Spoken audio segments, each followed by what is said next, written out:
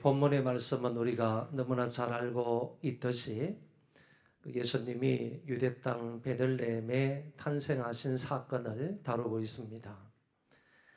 예수님은 구약에 수없이 많은 예언이 되어 있습니다. 그 예언을 따라서 주님께서 이 땅에 오셨습니다.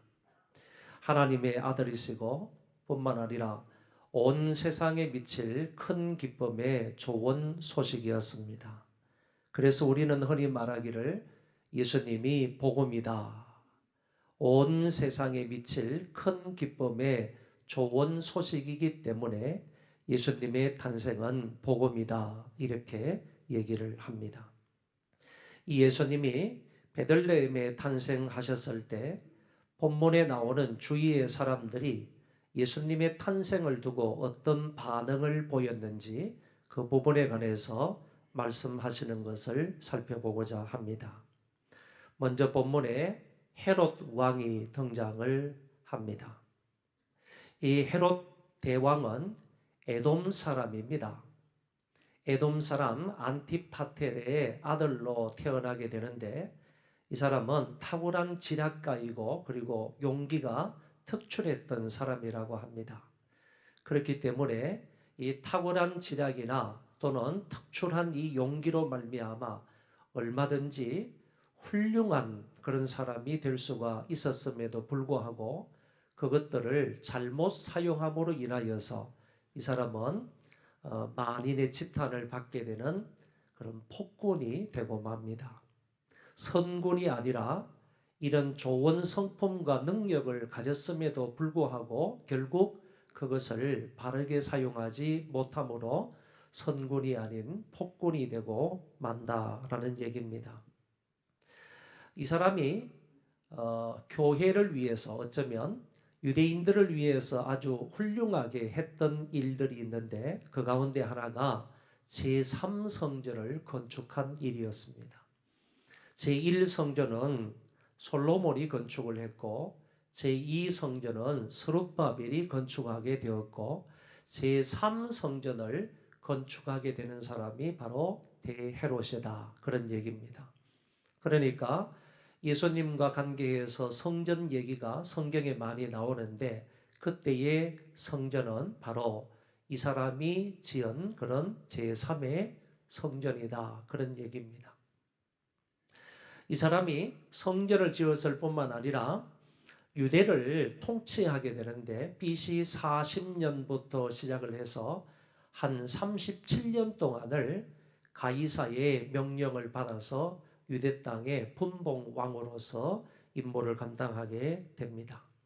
그의 아내가 10명이었는데 첫 번째 부인으로부터 시작을 해서 5번째 부인에 이르기까지 자식을 낳습니다. 6번째부터 10번째까지는 헤롯의 그 자식들이 없었지만은 첫 번째부터 5째 부인을 통하여서 많은 자식을 낳게 되는 것을 우리가 볼 수 있습니다. 그리고 여러분들이 잘 아시듯이 5번째 부인이 바로 클레오파트라입니다. 그 미인이었던 클레오파트라가 이 대헤롯의 5번째 부인이었다라는 것을 우리는 역사를 통해 알 수 있습니다. 예수님이 유대 땅 베들레헴에 탄생하셨을 때 바로 그때 그 땅의 왕이 바로 대헤롯이었다라는 말입니다. 그는 유대인이 왕이 태어나셨다는 얘기에 소동을 했습니다. 왜냐하면 자기가 지금 유대인의 왕인데 또 다른 유대인의 왕이 태어났다는 말인가? 만약에 그 사람이 진정한 왕이라면 나는 어떻게 될까? 이런 걱정, 근심 때문에 이 사람은 큰 두려움 가운데에서 소동을 했던 것 같습니다. 그래서 고민을 하다가 대제사장과 서기관들을 불러 모아서 야, 그리스도가 탄생을 한다면 어디에 탄생을 하겠느냐? 유대인의 왕 그리스도가 메시아가 탄생을 하면 어디에 태어나게 되는지를 알아보라고 했습니다. 그때 이 대제사장과 서기관들이 그리스도가 태어나면 마땅히 베들레헴에서 태어나게 될 겁니다. 이것은 구약 성경에 예언되어 있는 말씀이라고 왕에게 보고를 했습니다. 그들은 왕에게 유대인의 왕이신 그리스도가 태어난다면 베들레헴에 태어나게 될 것이라고 미가서 5장 2절의 말씀을 근거로 해서 왕에게 말했던 것입니다. 그리고 박사들을 불러서 별이 나타난 때를 자세히 묻게 됩니다. 묻게 되는 이유는 혹시 그리스도를 발견하게 되면 내가 빨리 가서 그에게 경배를 할 것이다. 내가 경배하기 위해서 박사들에게 그리스도가 어디에 태어나셨는지를 알아보라고 했던 것입니다. 정말로 경배하고 싶어서가 아니라 그가 어디에서 태어났는지를 정확하게 알아서 그 아이를 제거하기 위해서, 예수님을 죽이기 위해서 이렇게 얘기를 했다는 것입니다. 결국 그는 그리스도가 베들레헴에 실제적으로 태어나셨다라는 사실을 알고서 군사들을 급히 보내서 2살 아래의 모든 사내 아이를 죽이게 됩니다. 자기의 정권을 유지하기 위해서, 이 당시 헤롯의 나이가 70세 정도였다고 하는데 그 70세가 되었고 적어도 37년 동안 이렇게 자기가 유대 땅의 분봉왕으로 재위를 했지만은 그럼에도 불구하고 자기의 그 정권을 더 유지하기 위해서 예수 그리스도를 죽이고자 하는 목적으로 2살 아래의 유아들을 살해하게 된다는 말입니다. 그때 베들레헴에는 대성통곡하는 일이 벌어지게 됩니다. 예레미야 선지자가 예언한 것처럼 이 베들레헴에 아주 대통곡하는 역사가 일어나게 된다는 그 예언의 말씀을 따라서 베들레헴은 정말 통곡하는 역사가 한순간에 일어나게 되었습니다. 헤롯은 아주 나쁜 유아 살인자가 되고 말았습니다. 전설에 의하면 이때 자기의 아들이 베들레헴에서 자라고 있었는데 군사들이 급한 명령을 받아서 아이들을 죽이다가 결국 헤롯의 아이까지 죽였다라는 얘기가 있습니다. 헤롯은 무섭고 더러운 병에 걸렸는데 창자가 썩어 들어가는 그런 병에 걸렸습니다. 그리고 나서 결국 비참한 모습으로 죽게 됩니다. 이 헤롯의 죽음은 오늘 본문 다음에 19절에 잘 나타나 있습니다.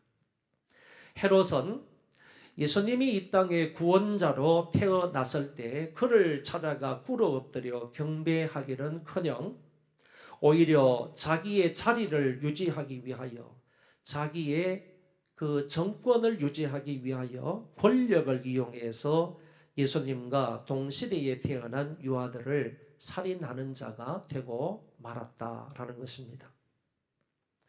그리고 헤롯 왕과 함께 등장하는 예루살렘 사람들이 두 번째 나타납니다. 유대 땅의 수도에 살고 있었던 사람들입니다. 정보에 빠른 혜택을 입은 사람들입니다. 동방 박사들의 얘기를 이들도 듣고 왕처럼 소동했다고 성경은 말하고 있습니다. 이들이 소동한 이유는 헤롯을 동정해서가 아니라 지금의 헤롯은 다윗의 자손이 아니라 에돔 자손이기 때문에 새로운 왕의 탄생으로 인하여 헤롯의 더 잔인한 학정이 시작되리라고 예상했기 때문입니다. 그러니까 다윗 가문의 왕이 태어나게 되면 자동적으로 이 헤롯은 자기의 권력을 유지하기 위해서 그 사람을 경계하면서 이 유대 민족에게 학정을 베풀게 될 거다. 그것을 염려하면서 예루살렘 사람들은 소동하게 되었다. 그런 얘기입니다. 뿐만 아니라 왕권이 바뀔 때마다 따라오는 전쟁이나 혼란의 공포 때문에 이 예루살렘 주민들이 소동했다고 봅니다. 당시에는 대부분 정권이 바뀌면 보복 정치 또는 숙청 정치가 있었다고 합니다. 그렇기 때문에 국민들은 그런 염려 속에 빠지고 말았을 것이라고 봅니다. 현 정세에 대한 불안한 마음 때문에 예루살렘 주민들은 소동했다는 것입니다. 그런데 이들은 유대인으로서 지금까지 수천 년 동안 메시아를 기다려오고 있던 사람들입니다. 모든 유대인들은 다 메시아 대망 사상을 가지고 있었다는 것입니다. 다른 나라의 압제를 수백 년 동안 받아왔기 때문에 그 압제 속에서 하나님의 구약의 말씀을 생각을 하면서 메시아가 오신다, 하나님의 아들이 오신다, 그리스도가 오신다 라는 하나님의 예언의 말씀이 숱하게 많이 있었기 때문에 그와 같은 타민족 타나라의 압박 속에서, 그런 공포 정치 속에서, 그런 억울하게 타민족의 그 압박을 받으면서도 그들이 가지고 있었던 것은 바로 그 메시아 대망 사상이었다. 메시아가 오시기만 하면 그 하나님께서, 메시아께서 이 모든 문제를 해결해 주실 것으로 생각을 했기 때문에 전 유대 민족은 메시아 대망 사상을 가지고 있었다는 얘기입니다. 그 메시아가 오셨다는 얘기를 이방인들인 이 박사들로부터 전해 들은 사람이 이 사람들입니다. 그럼에도 불구하고 그들은 메시아를 찾아가지 않았습니다. 그에게 경배하지 않았습니다. 진정한 평화의 왕이 이 세상에 오셨는데도 불구하고 그들은 전혀 그를 찾아가거나 그에게 엎드려 경배하지 않았다라는 사실입니다. 그 다음에 나오는 사람이 4절에 대제사장과 백성의 서기관들입니다. 이들은 종교 지도자들이었습니다. 그 누구보다도 메시아를 갈망했던 사람들입니다. 그런데 유대인의 왕으로 그리스도가 오셨다는 얘기를 박사들을 통하여서 들었습니다. 유대인의 왕으로 나신 이가 어디 계시냐? 우리가 동방에서 그의 별을 보고 그에게 경배하러 왔노라. 박사들의 이 말을 왕을 통하여 분명히 이 대제사장과 서기관들은 들었을 것입니다. 뿐만 아니라 그리스도가 나시면 유대 땅 베들레헴에 태어난다라는 사실도 너무나 잘 알고 있었던 사람들입니다. 이들은 미가서 5장 2절의 이 예언이 누구를 말함인지, 또 그가 어디에서 태어나실 것인지를 이미 상세히 알고 있는 것입니다. 그리고 지금까지 많은 유대인들에게 메시아가 오실 것이다, 이스라엘의 목자가 오실 것이다, 한 지도자가 오실 것이다, 구원자가 오실 것이다 라는 이 메시지를 수없이 많은 횟수를 걸쳐 유대인들에게 강의를 했던, 가르쳤던 사람이 바로 대제사장과 서기관들이었습니다. 그리스도에 관한 예언을 너무나 잘 알고 있었던 종교 지도자들이었고, 또한 동방 박사들로부터 그가 태어나셨다는 징조를 보았다는 얘기를 듣고도 전혀 그리스도를 찾아보지 않았고 가서 경배하지도 않았습니다. 그리스도의 탄생 앞에 감사하지도 않았고 그것으로 인하여 감격하지도 않았습니다. 기다리던 메시아가 지금 나타나셨는데도 그들은 그리스도에게 전혀 관심을 보이지 못했던 종교 지도자들이었습니다. 다음으로 살펴보기 원하는 사람이 동방 박사들입니다. 이들은 동방으로부터 왔다고 했는데 이 동방은 대부분 바벨론일 거라고 생각을 합니다. 저도 바벨론이라고 생각을 하고 설명을 하겠습니다. 그리고 박사라는 말은 점술가 또는 천문학자 이런 뜻을 가지고 있습니다. 이 점술가 또는 천문학자를 둘을 합하여서 설명을 한다면 이 하늘의 별들을 관찰하는 것은 천문학자로서 동시에 하늘의 별들을 관찰함으로써 세계의 여러 정세에 관해서 점을 치는 그런 사람을 박사라 이렇게 말한다고 봅니다. 이들은 당시 사회에서 상당한 위치에 있었던 사람이라고 보고 뿐만 아니라 상당한 부와 권세를 가지고 있었던 사람이라고 봅니다. 어떤 학자들은 이 사람들은 동방 어느 지역의 그 각 부족의 왕들이었을 것이다 이렇게도 말을 합니다. 이런 말들을 근거하여 볼 때 그들은 상당한 권세를 가지고 있었던 사람들임에 틀림이 없는 것입니다. 이 사람들이 그 땅에서 이상한 징조의 한 별을 보게 된 것입니다. 박사들은 이 별은 유대인의 왕이 태어나신 징조로 알고 먼 길을 여행하게 됩니다. 여러분, 여기 있던 것처럼 이 티그리스 유프라테스 강의 마지막 쪽에 있는 이곳에, 이 바벨론 지역에서 동방 박사들이 유대 땅까지 찾아온다고 보는 것입니다. 바벨론 지역에서 티그리스 유프라테스 강 사이를 거쳐서 저 북쪽인 하란까지 올라가서 하란으로부터 시작을 해서 남쪽 예루살렘까지 내려왔다, 이렇게 보는 것입니다. 우리가 잘 알고 있는 것처럼 이 길이 멀기는 멀지만 제일 안전하고 편한 길로 생각이 됩니다. 이 바벨론 지역에서 예루살렘까지 직선 거리로도 올 수가 있지만 그 거리는 짧다 할지라도 거기에는 여러 가지 위험 요소들이 많았습니다. 그래서 대부분의 사람들은 과거에 아브라함도 그랬고 그 이후에 많은 사람들이 바벨론 지역에서 유대 땅이나 애굽 지역으로 가려면 반드시 저 길을 거쳐서 갔다고 얘기를 합니다. 강을 따라가는 것이 제일 안전하고 먹을 것도 얻을 수 있고 그 다음에 집들, 사람들이 살기 때문에 그 가운데에서 편하게 안전하게 길을 갈 수 있다고 합니다. 그래서 바벨론 지역에서 하란 쪽으로 올라가고 하란에서 예루살렘까지 내려오게 되는 이 여정을 따라서 동방의 박사들이 왔을 것으로 생각을 합니다. 이 사람들은 구경하기 위해서 온 것 아닙니다.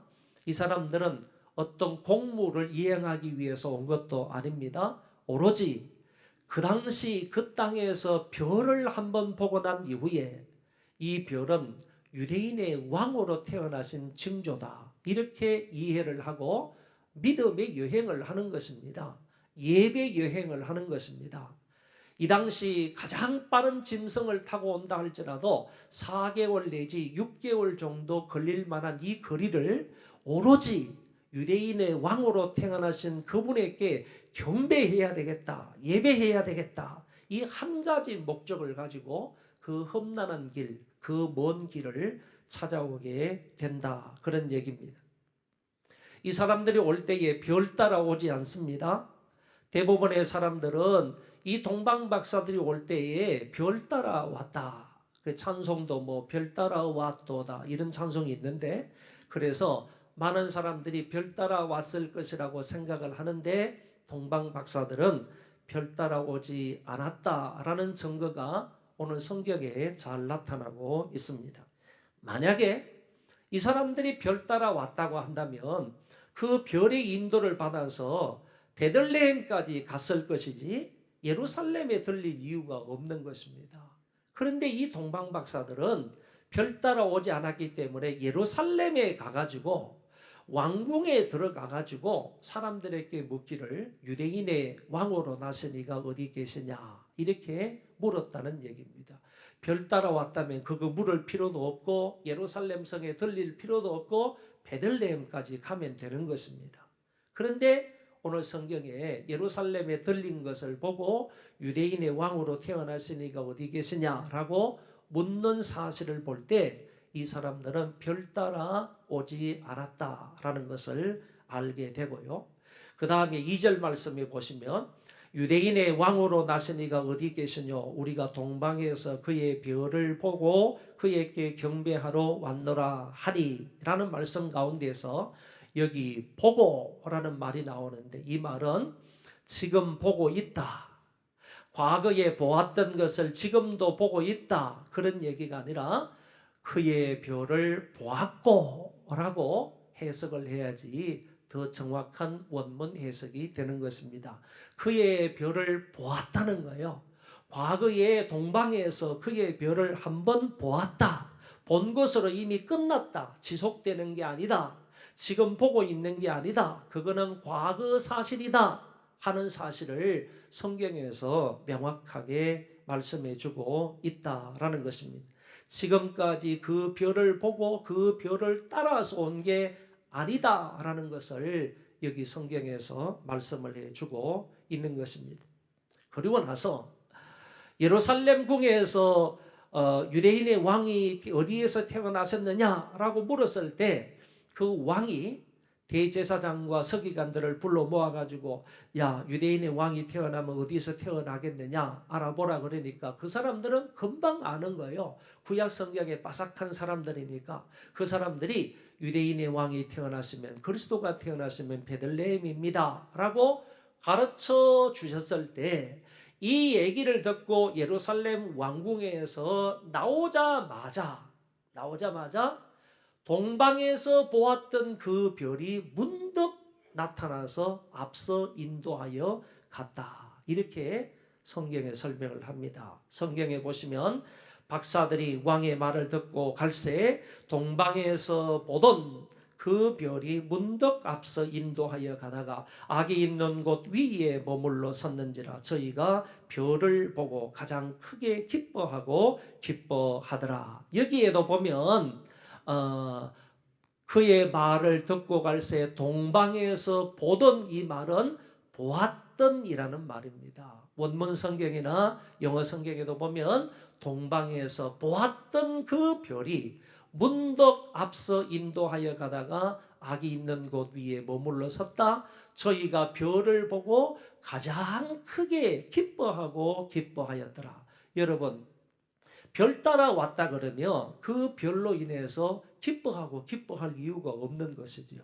별 따라 오지 않았고 적어도 4개월이나 6개월 전에 동방에서 보았던 그 별이 예루살렘 왕궁에서 나오니까 그때에서야 그 동방에서 보았던 그 별이 자기 위에 딱 떨어져서 그 별의 인도를 따라서 어디까지 가느냐? 바로 베들레헴 아기 예수 탄생하신 곳까지 가게 되더라. 그런 얘기입니다. 그래서 여기 이 크리스마스 카드가 있는데 이 카드에 보면 별 따라 이렇게 가는 모습, 이거는 아니다. 카드가 잘못된 것이다. 카드 회사에 연락해서 이거는 성경적인 카드가 아니다. 이렇게 말해야 한다 하는 뜻으로 제가 이거는 아니다라고 이렇게 엑스표를 했습니다. 자, 이렇게 여러분과 제가 생각할 것은 자, 동방에서 이 박사들이 별이 한번 딱 나타나는 것을 통해서 이 사람들은 천문학자들이니까 이 별이 나타나는 것을 통해서 또 점치는 세계의 정치를 점치는 그런 점술가이기 때문에 이 사람들이 별이 한번 딱 나타난 것을 통하여서 이거는 유대인의 왕이 탄생했다는 징조다라는 사실을 알고 4개월 내지 6개월을 거쳐서 이 먼 거리를 여행을 한다고 이 말이죠. 예루살렘까지 왔어요. 그래서 왕궁에 들어가서 묵고 나오니까 그때에 동방에서 보았던 그 별이 짠 나타나가지고 그 별이 베들레헴까지 인도를 했다. 그래서 아기 예수 있는 곳까지 인도를 받아서 들어가가지고 예배를 드리는데 경배를 드리는데 여러분 보세요. 마태복음에는 마구간이 안 나온다는 거예요. 누가복음에는 마구간이 나옵니다. 그렇지만은 마태복음에는 마구간이 안 나온다는 거예요. 성경에 보면 어디 들어갔다고 했습니까? 집에 들어갔다. 이렇게 at house라고 했습니다. 집에 들어갔다. 그러면 집에 들어갔다는 말이 무슨 말이냐 하면은 이미 호적하는 모든 일들이 다 끝나고 지지금 각처로 다 돌아간 거예요. 베들레헴의 고향인 사람이 호적하기 위해서 베들레헴에 왔을 것 아니에요. 근데 호적하기 위해서 왔을 때에는 사관이 있을 곳이 없는 거야. 워낙 많은 사람들이 모이니까 사관에 있을 곳이 없어서 예수님이 마구간에 들어가서 태어났지만은 마리아가 마구간에 들어가서 예수님을 낳았지만은 그러나 그 사이에 이미요 동방에서 이곳까지 왔던 이 박사들은 4개월 후에 온 거라니까. 적어도 6개월이나 4개월 후에 여기에 도착한 것이라니까. 그러니까 동방 박사들이 예루살렘이나 베들레헴에 도착했을 때는 이미 많은 사람들이 호적이 다 끝나서 지지금 다 돌아갔다는 얘기예요. 그러니까 사관에 있을 곳이 있었다 그런 얘기죠. 집이 많이 비어 있었다 그런 얘기예요. 여관들도 많이 비어 있었다 그런 얘기죠. 그래서 어느 집에 예수님을 모시고 있었는데 마리아가 그 집에 들어가게 되었다. 이렇게 얘기를 하는 것입니다. 그래서 조금 전에 제가 이 그림도 아니다라는 것을 제가 X표를 한 것입니다. 그러니까 목자들이 경배하는 모습이나 이거는 뭐 좀 다른 모습인데요. 목자들이 경배하는 그 모습이나 그 다음에 동방 박사들이 경배하는 모습을 한꺼번에 찍은 거 이런 것은 잘못되었다 그런 얘기입니다. 그리고 그 집에 아직도 예수님이 말구유에 누워 계시는 그런 것은 잘못되었다, 틀린 것이다 하는 사실을 제가 말씀드리고자 한 것입니다. 성경에 보면 11절에 집에 들어가 이렇게 말했고요. 계속해서 아기와 그 모친 마리아가 함께 있는 것을 보고, 여러분 성경의 관점은요, 마태의 관점은 마리아를 앞세우지 않는다는 얘기예요. 구세주를 낳은 사람이 얼마나 소중합니까? 하나님의 아들을 이 땅에 그 자궁을 통하여서 낳게 하신 그분이 얼마나 소중합니까? 아무리 마리아가 소중하고 중요하다 할지라도 계속 보여주세요. 마리아를 아기 앞에 앞세우지 않는다는 얘기예요. 성경을 다시 한번 보시면요, 아기가 먼저 나온다는 얘기예요. 보세요. 아기와 그 모친 마리아가 함께 있는 것을 보고 그랬습니다. 성경의 관점이라는 것은, 또는 성탄의 관점이라는 것은, 또는 이 마태의 관점이라는 것은 마리아가 아무리 소중하다 할지라도요, 예수님보다 앞세울 수가 없다는 얘기예요. 아기가 먼저 나옵니다. 예수님이 먼저 나옵니다. 그 모친 마리아와 함께 있는 것을 보고 그랬습니다. 집에 들어갔더니만은 아기가 계시고 그 모친 마리아가 함께 있었다. 요셉은 없었습니다. 마태복음에는 요셉도 안 나와요. 누가복음에는 나오지만은 여기에는 요셉이 안 나온다니까요. 이 부분에서는 요셉이 안 나와요. 아기와 그 모친 마리아가 함께 있는 것을 보고 이 동방 박사들이 들어가서 예배를 드리는데, 누구에게 경배 드리는지를 보시라고요. 그 다음에 성경을 보면 뭐라 그랬습니까? 엎드려 아기께 경배하고 이렇게 말합니다. 한번 따라합시다. 엎드려 아기께 경배하고. 자, 여기 아기께 경배했다고 그랬지 마리아에게 경배했다는 말이 안 나와요. 안 나와요. 마리아가 중요한 게 아니라는 얘기입니다. 경배의 대상은 예수님이라는 거예요. 비록 어린아이기는 하지만은 아기 예수님이 경배의 대상이라는 거예요. 예수님이 경배의 대상이지 마리아가 경배의 대상이 아니라는 거예요. 이 사실을 명확하게 여기에서 밝혀주고 있는 것입니다. 마태복음의 아기라는 말하고 누가복음의 아기라는 말은 원문에도 다르게 쓰고 있고, 그리고 영어 성경에도 다르게 쓰고 있어요. 누가복음 2장에 나타나 있는 그 지역에 있는 목자들의 경배를 받을 때의 아기는 베이비예요. 그렇지만 마태복음 2장 오늘 본문에 나오는 여기 아기는요, young child입니다. 헬라어도 분명히 누가복음 2장의 그 아기는요, 브레포스 이렇게 얘기하고, 그 다음에 여기는 파이디온이라고 얘기합니다. 조금 자란 아이를 가리켜서 여기에서 아기라 이렇게 표현을 했습니다. 그 아기가 예수 그리스도가요, 저들의 경배의 대상이었다니까요. 예배의 대상이었다니까요. 그래서 그 박사들이 그 아기 예수에게 경배하고 황금과 유향과 모략을 드렸습니다. 여러분, 황금은 이런 뜻이 있어요. 여기 보세요. 예수님의 왕권을 인정하고 상징하는 것이 황금이고요. 유향이라는 것은 예수님의 신성을 인정하는 것, 상징하는 것이고, 모략은 예수님의 순환과 대속적 죽음을 상징하는 예물이에요.